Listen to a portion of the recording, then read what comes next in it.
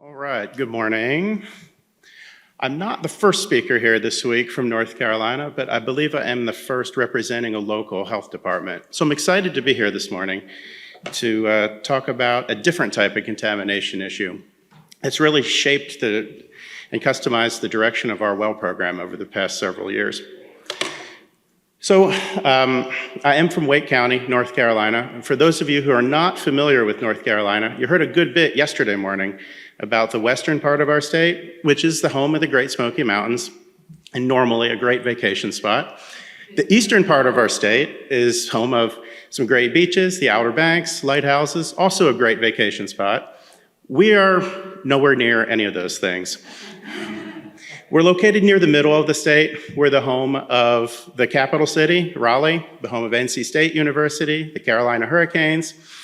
We're also the most populated county in North Carolina. We're the home of about 1.3 million people. And normally, this is the time where I compare us to which state's population we just passed. It's Montana, by the way.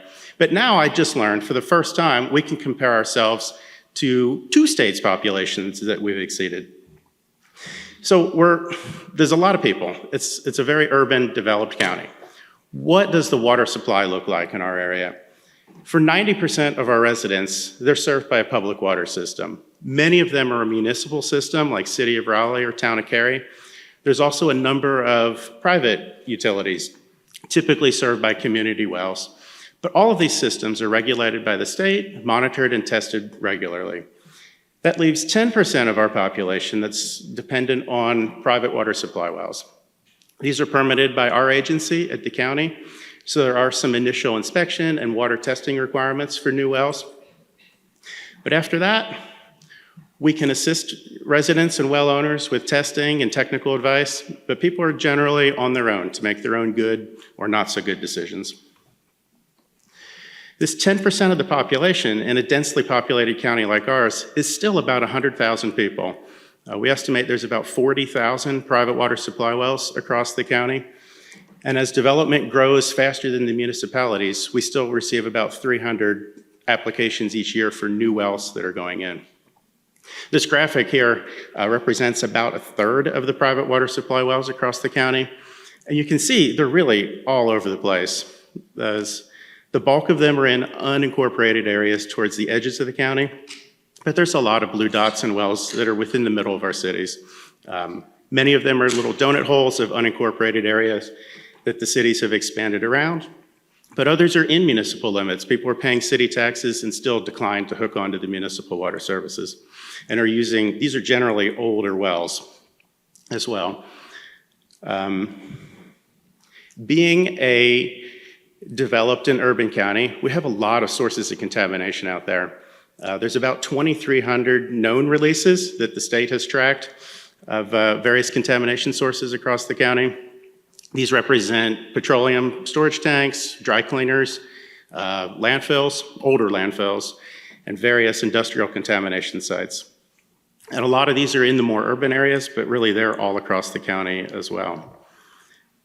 So in addition to these known man-made sources of contamination, there are countless other unknown specific man-made sources of contamination, such as human and animal waste sources across the county, over-fertilization, pesticides, poor well construction or maintenance. Like the picture here is somebody who decided that their well house was the appropriate place to store a gas can. I don't think I need to say more about PFAS. Eric's got that very well covered for us this morning, but that's something else that it's out there. Beyond all that, what I'd like to focus on here now are naturally occurring sources of contamination, things that exist naturally in the bedrock. And in our area, the biggest concerns are radionuclides, especially uranium and radon, iron and manganese. Now, typically, if somebody's got high iron or manganese in their well water, they're going to know it and want to do something about it. So the real focus here this morning is on the radionuclides, things that you don't know are there without testing for them. In our area, we don't have expansive sand and gravel aquifers like a lot of you may towards this area. Most of the private wells in our county are open holes in fractured crystalline bedrock. So they're receiving whatever water is available to that well in the fractures that they intersect. And that water is flowing directly through this old crystalline bedrock, and it's picking up whatever naturally occurring elements are in that bedrock. And in a lot of areas in our county, that includes radionuclides, especially uranium, radium, and radon. I don't want to get too much into the technical details here, but there's one other term I want to introduce right here, and that's gross alpha. Gross alpha is a measure of the radioactivity, specifically of uranium and radium. So often we'll measure gross alpha activity as a proxy instead of measuring the actual concentration of uranium and radium in the water. In our area in particular, uranium dominates over radium. So when I say gross alpha, it's essentially a measurement of how much uranium's in the water. These radionuclides, of course, come with potential negative health impacts. All of them have a long-term potential carcinogenic risk, but uranium in particular, being a heavy metal, can accumulate and cause a much shorter-term health issue, especially related to kidney toxicity. And the only way, like I said, the only way to know that these are in your water is to test for them. There are a number of mitigation options that are available once you know you have an issue. Eric's got us covered on this too, because what he just talked about, a lot of these systems, types of treatment will apply here too, but it really depends on exactly what ratio of radionuclides are present in a specific well, what levels they are. So I don't want to get into the details of this, but there are options. These are all fixable problems. So this really became an issue for our department. About 2018, we were looking at various contamination sources to try to prioritize outreach to certain areas and communities in our county. And what we found was what we expected to be looking for, like pesticides, nitrate, volatile organic compounds, coliform. We expected to be looking at that, and what we found is that that really only exceeded drinking water standards in 1 to 2, maybe 3% of the wells. It wasn't very common. But what we also found is that radionuclides exceeded standards 10 to 20% of the time. It was a much bigger contamination risk than all of the other man-made sources that we were tracking. And when we plotted that data on a map, you can see the red dots are, at the time in 2018, the sample results we had that exceeded drinking water standards for uranium and gross alpha. And they're almost all concentrated on the eastern half of the county. When we plotted that against a geologic map, we found that that lined up very well with an old granite unit that contains these compounds. A quick note, bedrock usually doesn't respect political boundaries, so this is not a local issue just to Wake County. It extends into some of our neighboring counties. Zooming out, there are other areas of the state that are susceptible to this. I could keep zooming out and eventually get a map wherever all of you are located, and there'll be one of these units somewhere nearby.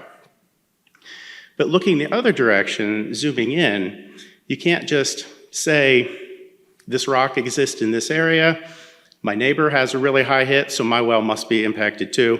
I mean, it's a good starting point to know that there's a potential risk, but when I say testing is the only way to know, this is a great example. This is one neighborhood, one street. These are 1 acre, 2 acre properties. That's not a huge area. The purple boxes represent a property where a well more than exceeded the drinking water standard for gross alpha by 10 times or more.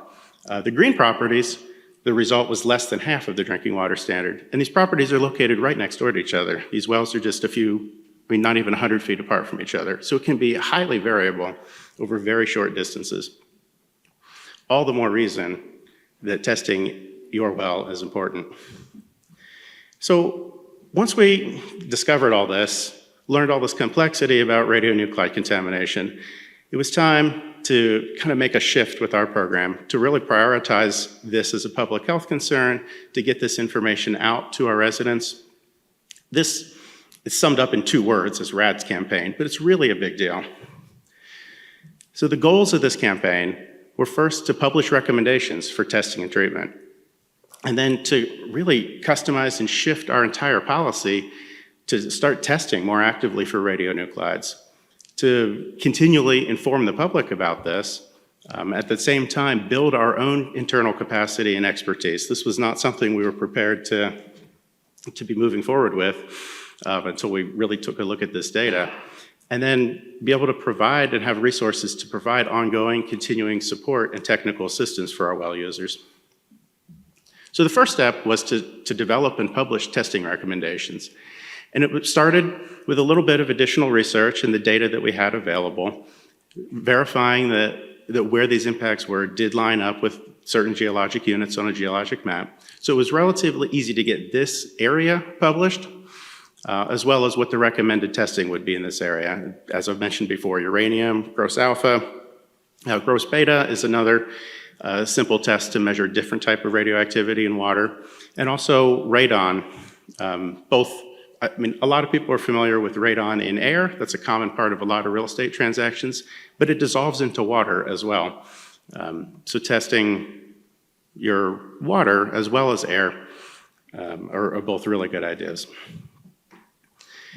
So as we kind of move forward into this RADS campaign, one of the other things that became apparent is that when we discover contamination at a man-made contamination source, like an underground storage tank or a dry cleaner, it's easy to say, all right, well, we can refer this to the state, to the DEQ, and there's either a known responsible party for that, or they can start to track one down, and that may be an entity that's available to help support any impacted wells and treatment that's necessary. That framework doesn't exist for naturally occurring contamination. There is no responsible party that the state can blame for that. Really, the responsibility falls on the well owner, who was completely unsuspecting until they got that test. We were unprepared for some of this support network that we suddenly needed to provide. So fortunately, there are some other states and programs that were ahead of us. I think in particular, Vermont and New Jersey provided a lot of guidance and assistance along the way, just setting up our own technical expertise, strategies to provide outreach to the community.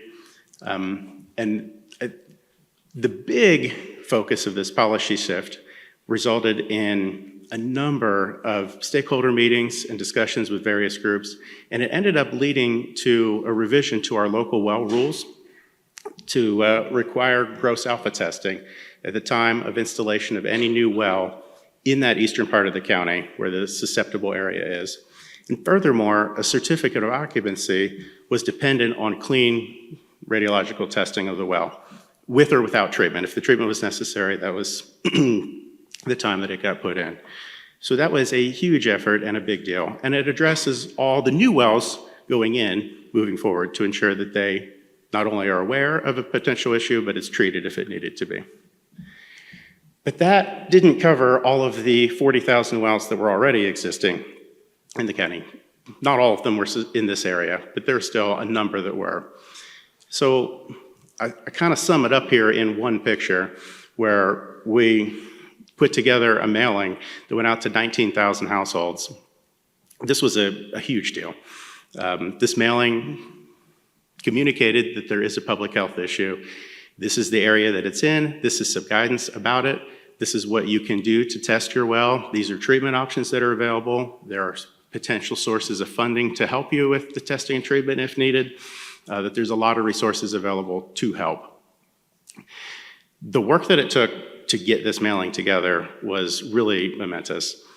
Our well construction records, the graphic I showed earlier was about a third of the wells. So we knew where a third of the wells were located, but we needed to look at public utility records and our knowledge of privately operated community well systems, all sorts of other resources available to us to try to figure out how many addresses can we name that likely have a water supply well that's located in this high-risk area to try to get this message out.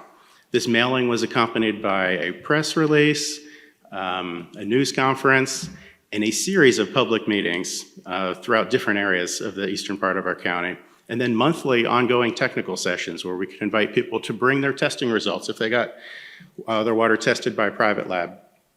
We didn't have access to that data. In fact, that's what we were encouraging up front because there were so many testing requests. So people could bring us their results and we could talk through different treatment options and strategies if they wanted to. So where are we today with this RADS campaign? We continue to look at what we've been learning along the way and try to make improvements to what we're doing. One of our major focuses that's an ongoing mission is to remove barriers to well users. These are any kind of barriers to testing, to getting treatment, just being aware of this public health concern. So one of the ways we've done that is establish like testing bundles or packages to try to help our well users navigate the various well tests that are available to them. So if somebody comes to us and they already know exactly what tests they want, that's great, we can do that. If they don't know what they want, we can recommend something we've created called the First Timers Package that includes inorganics and coliform. If there's potential contamination sites nearby, it would include volatile organic compounds. If they're in the eastern half of the county, we have a RADS package that includes gross alpha and uranium and radon testing both in air and water. So that's one of the things we try to do just to simplify the testing options available to people. We are constantly looking for different sources of both funding and discounts that we can offer to people for testing. Testing that we do through our own internal lab, we can easily offer income-based discounts for some of that testing. But we've partnered with our housing department and other entities. We used ARPA funding, just like we heard about yesterday, to try to help people with treatment options. And the other huge thing we've done is really try to maintain collaborations with other entities, because there are other, Wilson talked yesterday with the State Department of Health, and these are issues that impact other areas of our state. There are other well users that could use some of this advice, but maintaining these collaborations has been another ongoing area that we try to maintain. Some of the tools that we've developed along the way to help our well users understand and be aware of the issues is that map that we created that shows where the impacted area is. We had our GIS team kind of create a website where somebody could put in their own home address. Instead of trying to match up, do I live in this area or not? They can put their address in and see exactly where they are on this map. If they're in this area or if they're close to it, to try to help them decide on their own if this is a risk that they want to talk to us about. We also worked with the Be Well Informed website to create our own customized Wake County interpretation where anybody can go to this website, put in their well testing results, and it'll provide basic information and customized testing recommendations that we've created based on what we know about groundwater in Wake County. Another major emphasis that we focus on much more now than we did before 2018 is on our training and community engagement. We routinely hold training sessions for private sector professionals, especially realtors and builders, people that have contact with new well owners, either because they bought a new house or because they moved to our area. That's one way to continually get the message to new people, new residents of the area. We partner with other entities in the county that are holding community events, community meetings, whether it be a planning meeting about something else or a public health community event. We try to get our representatives there too. Anywhere we can get in contact points with private well users.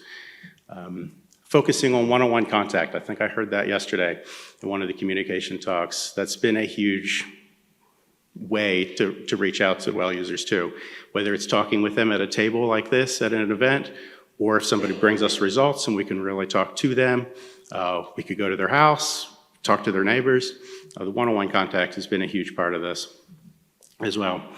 And we're constantly working on internal training and boosting our own knowledge. Attending events like this is really ideal for us. This slide is a little dated at this point, but it is just a quick summary of when we started this RADS campaign in 2019 with that mailing and the press conference and the news release.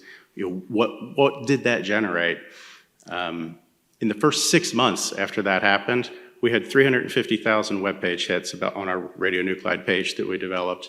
We received 1,300 phone calls. In fact, we had contracted with a call center to help us navigate through that for a while. Over 600 members of the community attended our community meetings. There were over 100 financial assistance applications that came in the first 6 months for people who already knew that they wanted to address this but didn't have the resources to do it. And in the first 6 months, it resulted in an additional 1,200 wells being tested for radionuclides. And that was just 6 months. We're 6 years later now. So what this shows on the left is similar to the map I showed earlier. What our understanding was of radionuclide impacts in 2018 versus where we are now, 2024. There's a lot more dots on the map. There's a lot more red dots on the map. And every one of those new red dots is a well that was impacted with these the entire time that we didn't know about until recently as a result of this campaign. I'd love to say in 2030, there'll be 4 times as many dots on this map.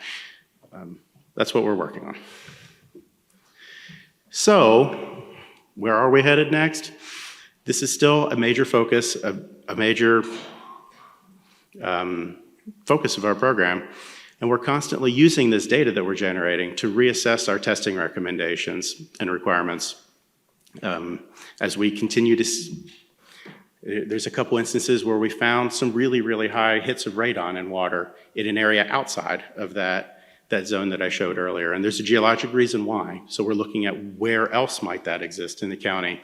Where do we need to be recommending this, and where do we maybe went a little too aggressive in our recommendations, and there haven't been a lot of detections. Maybe we could back off in some areas. Those are the types of things we're constantly looking at. Like I mentioned, with eliminating barriers to testing, treatment, that's another constant source. With so many people of a variety of different background and resources, we're trying to, it's a wide range of people that we need to serve and talk with and try to help. We're always looking for different opportunities to engage with the community. Like I said, various events, various community meetings. There's no shortage of opportunities. And filling in the gaps. I had mentioned realtor training. There are, I forget the current statistic on how many people move to our county every day. I think 65 people a day on average move to our county. So that's a whole bunch of people every year that never heard this message before. Probably moved into a part of the county with this issue, then didn't know it. So there's always new people to get this message to. And when we did that 19,000 address mailing, there's no way that we got every single house that has an existing well. So trying to fill in those gaps as we learn more about where some of these wells exist that predate permitting and just we don't have any records on them. So that's been another constant source of work that we're trying to fill in. All right, well, I'm ready for any questions. Okay, do you have guidance and or resources around treatment, especially those that might require hazardous waste disposal? We do. I am probably not the expert to address most of that. We do have some guidance on our website that we put for people to get some basic information. I think Eric talked a good bit about some of this, but really the treatment, it's really dependent on both the levels and the specific mix of compounds that are there. And sometimes the treatment system recommendations are beyond just what the radionuclides are. There may be other inorganic issues or other things in the water that might customize that, but there's a lot of different factors that go into it. If there's a specific question, I'd be happy to try to talk later about that.